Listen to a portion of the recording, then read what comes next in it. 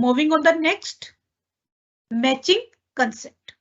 Matching में अभी हमने बात की कि पूरी लाइफ को हमने क्या किया, पीरियड्स में डिवाइड कर दिया। पूरी लाइफ को हमने पीरियड्स में डिवाइड कर दिया और उस पीरियड्स की आउटस्टैंडिंग, अर्न्ड, एक्रूड, सबको प्रीपेड, सबको मेंशन किया।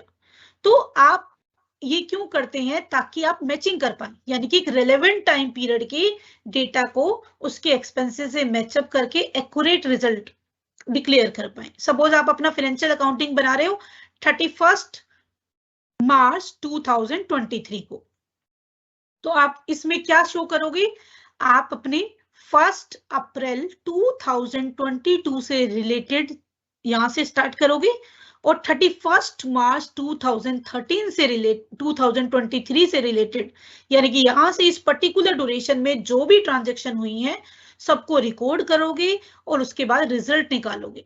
तो आपको अगर एक्यूरेट रिजल्ट निकालना है तो आपको कंसीडर करना पड़ेगा, जैसे मैंने आपको बताया था, प्रीपेड आपने दिया है, सपोज आपने इंश्योरेंस प्रीमियम जो दिया है वो आपने दिया है जून तक, यानी कि 30 जून 2023 तक।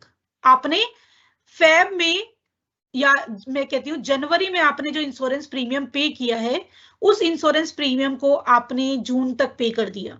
6 मंथ के लिए आपने पे आउट किया, हाफ ईयरली आप पे कर रहे हो।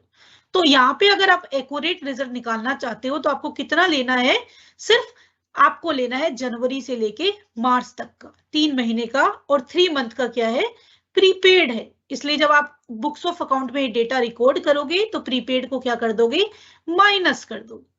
अब मान लो दूसरा एग्जांपल, आप 31/3/2023 को बुक्स ऑफ अकाउंट अपने मेंटेन कर रहे हो और जो मार्च की सैलरी है, जो मार्च की सैलरी है वो आपने इंप्लॉइज को पे नहीं की। आपने मार्च की सैलरी जब तक आपने बुक्स ऑफ अकाउंट रेडी की है तब तक आपने वो सैलरी इंप्लॉइज को पे नहीं की है, और आपने अपने बुक्स ऑफ अकाउंट क्या कर दिए, बुक्स ऑफ अकाउंट आप अपने रेडी कर रहे हो। तो उस सिचुएशन में क्या होगा कि आप जो मार्च की सैलरी है, जो आपकी मार्च की सैलरी है, उसको कैसे शो करोगे बुक्स ऑफ अकाउंट में, आउटस्टैंडिंग सैलरी, क्योंकि जिस ड्यूरेशन के लिए आप अकाउंट बना रहे हो वो उस ड्यूरेशन में ड्यू हो चुकी है। मार्च में जो इंप्लॉय ने काम किया है वो उसकी सैलरी है, चाहे आपने पे आउट किस में किया है, अप्रैल में किया है। तो आपको इस पर्टिकुलर टाइम पीरियड का रिजल्ट निकालना है तो उसको उसी टाइम पीरियड में रिकॉर्ड करना पड़ेगा, इसलिए आउटस्टैंडिंग सैलरी को क्या करना पड़ेगा, 8। I hope you are getting the concept. तो मैचिंग में ये चीजों का हम ध्यान रखते हैं कि एक पर्टिकुलर ड्यूरेशन से रिलेटेड डेटा उस पर्टिकुलर ड्यूरेशन की एक इनकम और एक्सपेंसेस को आपस में मैचअप करके you are able to get the true results. And then after that cost concept. Cost मतलब आप जो बुक्स ऑफ अकाउंट में जो रिकॉर्डिंग करते हो वो हिस्टोरिकल कॉस्ट पे करते हो। Historical cost means purchase cost, acquisition cost.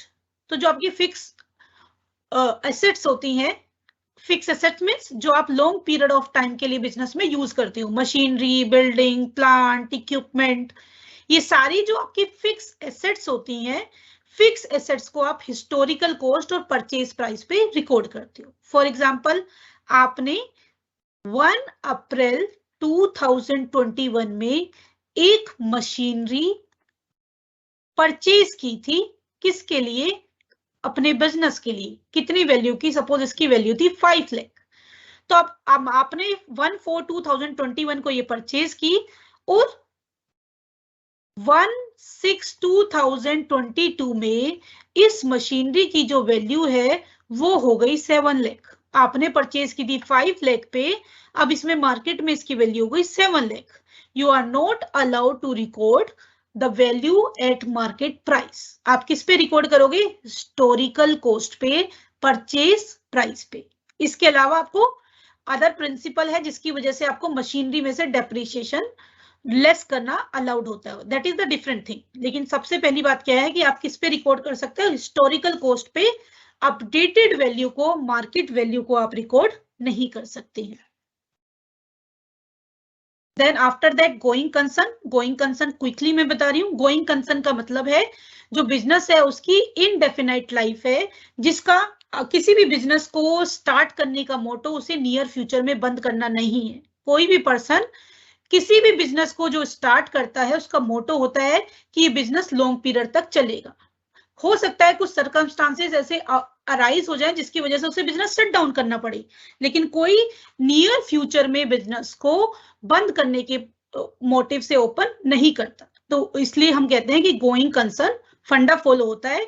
इसीलिए बिजनेस की जो एसेट्स हैं उनको करंट एसेट्स यानी कि जिनका पेमेंट रिसीव्ड होना है, जिनको यूज करना है लेस देन 12 मंथ, और जिनको बिजनेस में हमें लॉन्ग पीरियड तक यूज करना है, दो पार्ट में डिवाइड करते हैं हम। शॉर्ट टर्म लायबिलिटी और current liability, long term liability, fix और नॉन करंट लायबिलिटी में जो क्लासिफिकेशन है वो इसी बेस पे करते हैं क्योंकि बिजनेस लॉन्ग पीरियड तक क्या रहेगा, चलता रहेगा।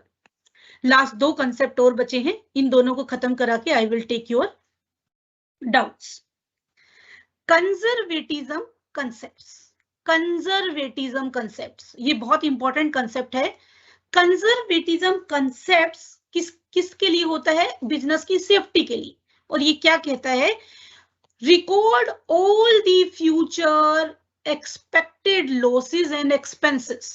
फ्यूचर में जो भी लॉसेस है, जो भी एक्सपेंसेस अराइज होने वाले हैं, उन्हें प्रेडिक्ट करके या उनके लिए पहले से प्लानिंग करके रखो ताकि किसी भी तरह का फाइनेंशियल क्राइसिस बिजनेस में क्रिएट ना हो। किसी भी टाइप का फाइनेंशियल क्राइसिस बिजनेस में क्रिएट ना हो, उसके लिए सेफ्टी के लिए आप पहले से ही अपने बुक्स ऑफ अकाउंट में अरेंजमेंट करके रखिए। और इनकम एंड जो इनकम है, जो रेवेन्यू है, उसको एस्टिमेट करके रिकॉर्ड करने की जरूरत नहीं है। वो जब होगा, एक्रू होगा या इनफ्लो आएगा, यू कैन रिकॉर्ड देम।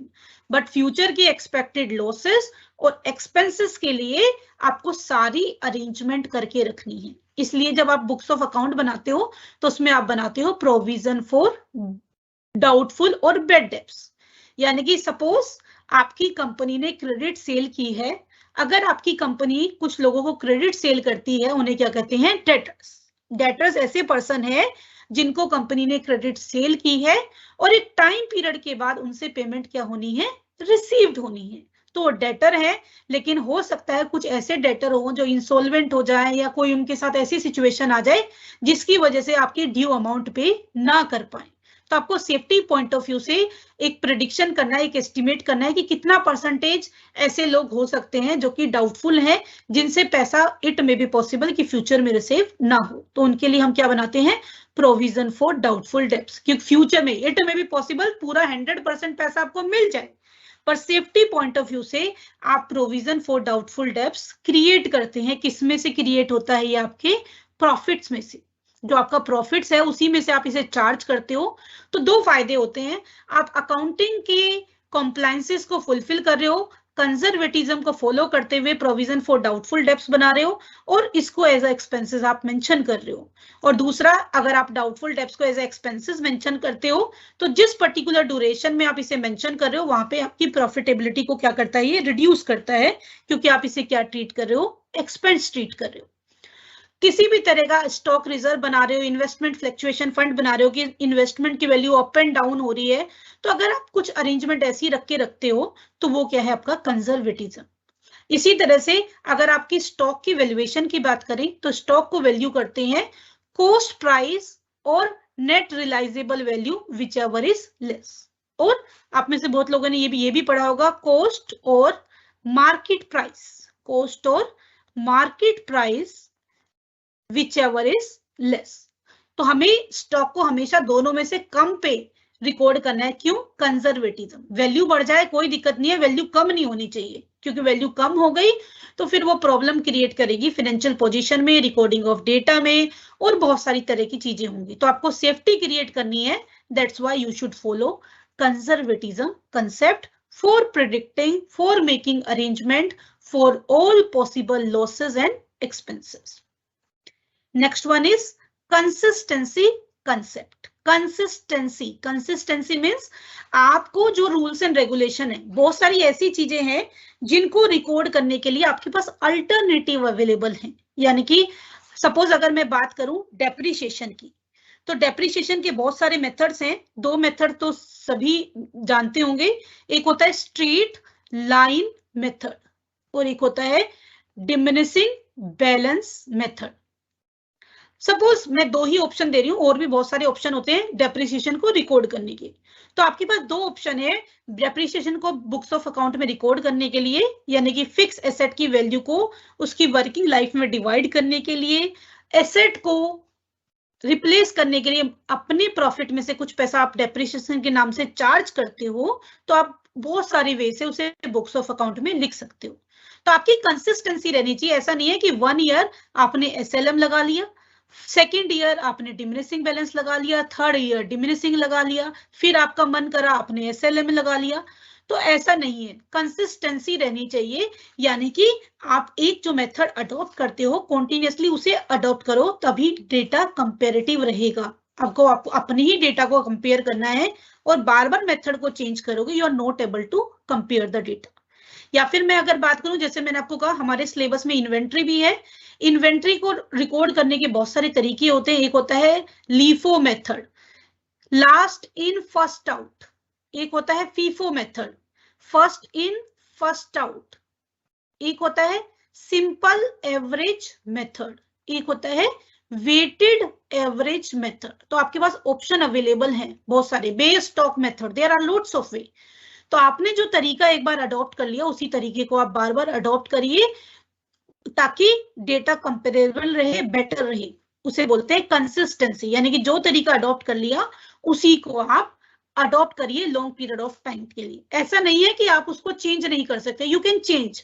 उसका तरीका होता है, उसको रेट्रोस्पेक्टिव इफेक्ट से या जो चेंज का जो इम्पैक्ट होता है, कुछ कैलकुलेशन हम करते हैं और बुक्स ऑफ अकाउंट में उस डिफरेंस को फिर मेंशन करते हैं, ताकि कोई प्रॉब्लम अराइज ना हो। बट ऐसा नहीं है कि आप फ्रीक्वेंटली बार बार मेथड को चेंज करते जा रहे हैं। अभी मैं आप लोगों के मैसेज ले लेती हूँ, जो भी जिसका भी डाउट है आप उसको चैट बॉक्स में मेंशन कर दीजिए।